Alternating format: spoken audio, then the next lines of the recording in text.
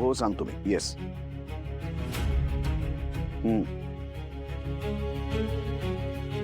Okay. हा ठेवतो मी. Bye.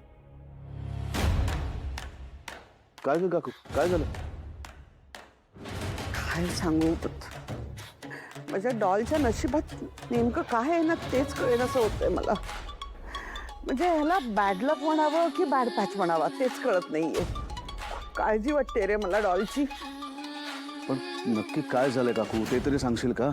बघ ना, आता अधीराचं लग्न झालं, ठीक आहे, म्हणजे झालं आता त्या मिडल क्लास फॅमिलीमध्ये, पण तिच्या आणि तिच्या सासूची सतत भांडणं होतात. त्यानंतर काय तर बिचारीचा पाय फ्रॅक्चर झाला आणि आता काय, आता रोहनची नोकरी गेली. काय?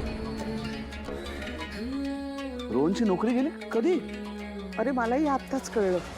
मला नेमकं माहित नाही, पण डिलिव्हरी बॉयची नोकरी करतोय. काय लागलं का तुम्हाला?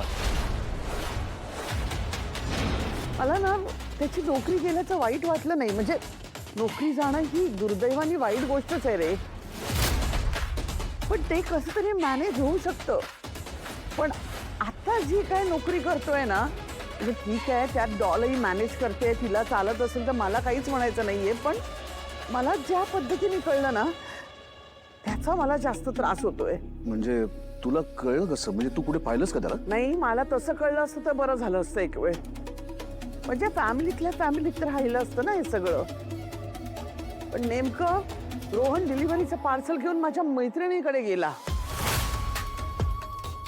झालं मग काय, आता मल्लिका राजवाडेचं जावई, ते तर जाऊ दे, राजवाड्यांचा जावई असं डिलिव्हरी बॉयचं काम करतोय. म्हणजे काय, आई तर कोलीतच मिळालं ना माझ्या मैत्रिणींच्या हातात. त्यांनी त्या मेसेज ग्रुपवर टाकलं ना, सगळ्या एक एक मेसेज करून खाली खिदळत होत्या.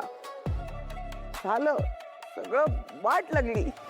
आपलं इमेज काय, आपलं स्टेटस काय, राजवाडे आहोत आपण, आणि आपला जावई असा डिलिव्हरी बॉय.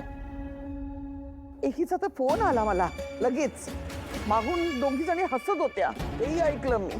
खूप ऑकवर्ड झालंय रे मला. बाहेरचं ना काय, जरा काही असं झालं ना की चान्सच मिळतो ना असं मस्करी करायचा. अधीराचं लग्न झालं त्या घरात आणि स्वानंदी या घरात आली तेव्हापासून सतत मैत्रिणींचे टोमणे सहन करते मी.